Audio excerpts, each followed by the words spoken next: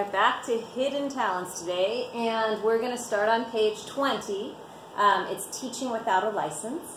And today I wanted to bring us back to notice and note strategies. You may or may not have heard of them in your classroom, but it's just a way of identifying different markers in a story and asking yourself some questions to get a deeper understanding.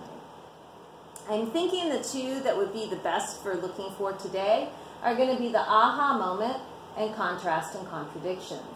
Aha moment, when you're reading and suddenly a character realizes or understands or finally figures something out, you should stop and ask yourself, how might this change things? If the character figured out a problem, you probably just learned the conflict. If the character understood a life lesson, you probably just learned the theme. We're 20 pages in. I think you're just going to be able to understand an immediate conflict, not the big conflict of the story. But I still think there are going to be some aha moments for both our character and our reader today. And then contrast and contradiction is when a character says or does something that is opposite, contradicts, what you expect them to do. You should stop and ask yourself, why is the character acting this way? And again, at this point in the story, these are great questions to ask because we're getting to know the characters and we're being introduced to a lot of people. And if you stop and ask yourself, why is the character acting this way, you're going to remember those characters and the actions later in the story. And if it was foreshadowing, you'll be like, oh yeah, they gave us a clue about this. So that's important. The answer could help you make a prediction or make an inference about the plot and conflict. So again, what I was saying, you can almost use it as a crystal ball sometimes if you stop and you notice these things. So I'm going to move this out of your way, and I'm going to give you slightly bigger writing of the same thing, I hope. Oh, look at that. And that says change. It even has an E. You're going to look for your aha moment.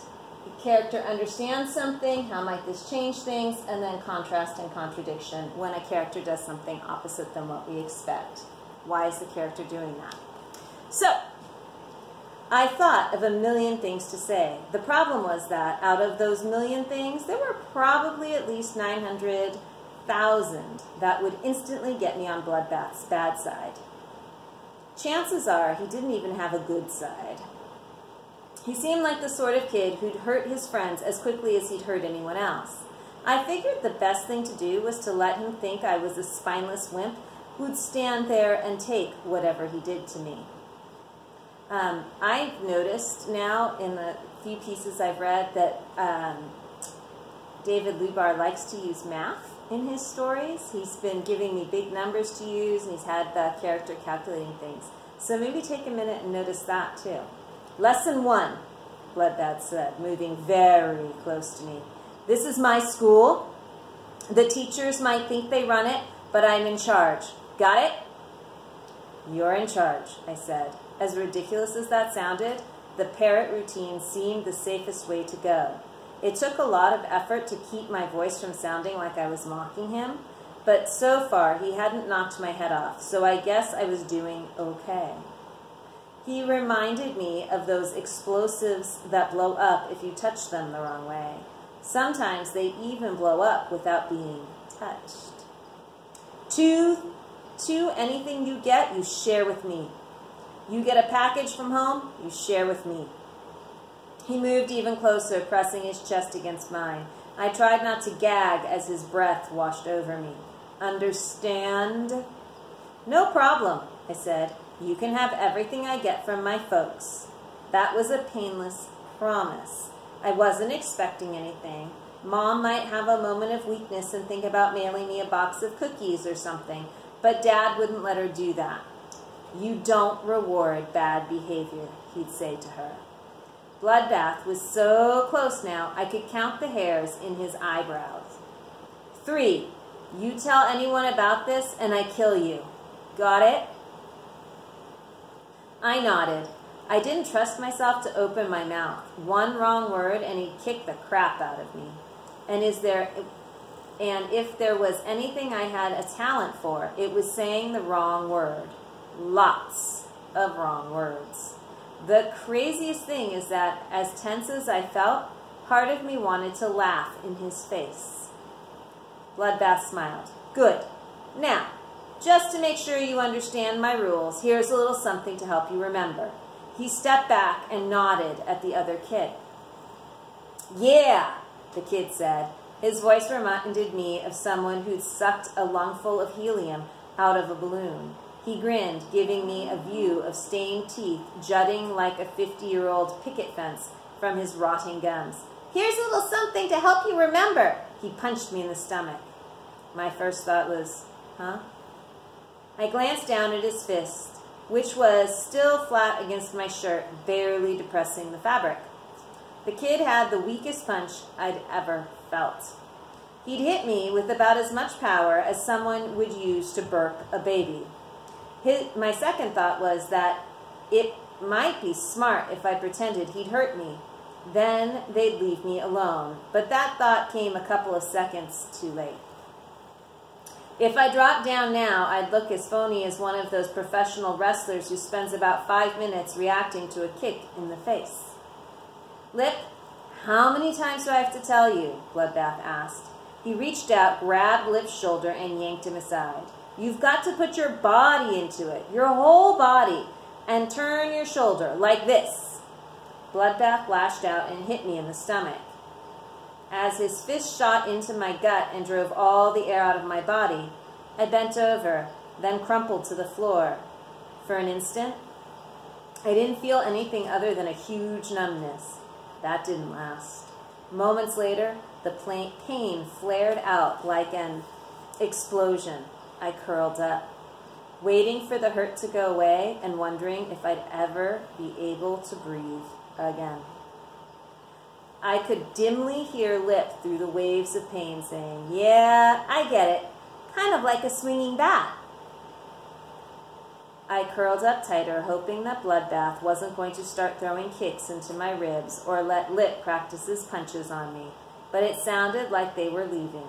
Catch you later, pal, Bloodbath said, walking out of the room and closing the door. I glanced over to make sure he'd left. A second later, he stuck his head back in. Oh, don't forget to shut the lights off when you leave. I turned my head away and closed my eyes. Even as I lay there, fighting the urge to throw up a breakfast I barely remembered eating, I thought about how I was going to get back at him. This was not the end of it. One way or the other, Bloodbath would pay for hurting me. It might take a while, but I didn't think either of us was going anywhere in the near future. I'd have plenty of time to get even. The door opened again. I heard muffled footsteps. Don't feel bad, Torchy said. He greets all the new kids that way. I tried to answer, but I still couldn't catch my breath, so I lay there with my face in the rug. At least it was a nice rug, very deep and plush. Hey, cheer up, Torchy told me. He'll probably leave you alone for a while. He gets bored pretty easily. Come on, let me give you a hand. Torchy grabbed my arm and pulled. I managed to get to my knees. The pain was just a dull ache now, no worse than if a car had rolled over my stomach. Now, there's a nice comparison. I signaled for him to stop, then took several deep breaths. I felt like I was trying to force air into a hot water bottle. Finally, I got to my feet. So, want to see any more of the school? Torchy asked. The cafeteria and the gym are on the first floor. No, I've seen enough, thanks. The effort to talk cost me more than I was willing to give at the moment. I followed him upstairs towards the room, our room. There were a lot of people in the halls, a lot more people in the halls than before. I figured they were checking me out. Almost all of the kids we passed stared at me, probably trying to guess how badly Bloodbath had hurt me. Word spread faster than fire in a place like this, and most of the students had probably been through the same little ritual with Bloodbath. I had to show them I was tough. I stood up straight and managed to walk to the room without grabbing my stomach or groaning.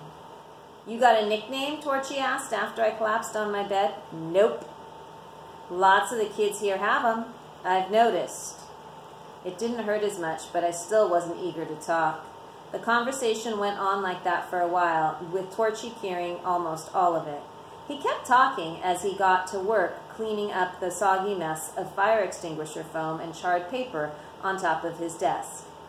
In the next half hour, I learned where he was from, Newlands Falls, where his parents were from, Irish and Scottish on his mom's side, Swedish with a dash of French-Canadian on his dad's side. What he liked to eat, burgers, lasagna, grilled cheese sandwiches, and full biographies of his last 7 pets, 3 fish, 2 hamsters, a bird, and a lizard named Scooter. After a while, I rolled off the bed and started unpacking my clothes. At least I didn't have to worry about how I looked. From what I'd seen so far, I wouldn't stand out like some kind of clueless loser. When I was done, I kicked my empty bag into the corner of the room. It felt so good I kicked it again. Naturally, I pretended the bag was the crumpled body of Lester Bloodbath. Torchy glanced up from the comic book he was reading. It's not that bad here, honest. How could he say that? Until today, until this morning, I'd lived at home. Now I lived here. How in the world could it not be bad? It looked like it was time to tell Torchy exactly what I thought about him and this whole stinking place. Crumpled letter in the wastebasket of Dorothy Anderson. Dear Martin, how are you? I guess that's a stupid question. I didn't want you to go, but there was no choice, at least no choice your father would accept. Even if he found another school near here, there'd still be problems. I wish I understood. Maybe someday I will. I know you've been gone for less than a day, but I miss you. So I just wanted to write and let you know that I'm thinking about you. Love, Mom. From State Senate Bill SJ 35A.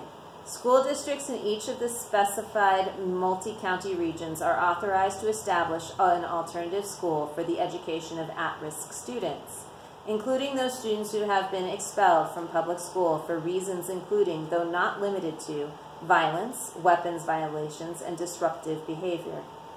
Each alternative school will be subjected to evaluation during its 5th year of operation. At the termination of the evaluation period, the Alternative Education Committee will report its findings to the State Board of Education, along with recommendations for continuous replacement or dismantling of the program. I wonder why that's here. So boys and girls, I hope you've taken a few minutes to think about today. I wonder if you notice any aha moments or contrast and contradictions. I certainly learned a lot about Bloodbath, Torchy, and Martin. And I look forward to seeing what you write to me. Thank you. Catch you next time.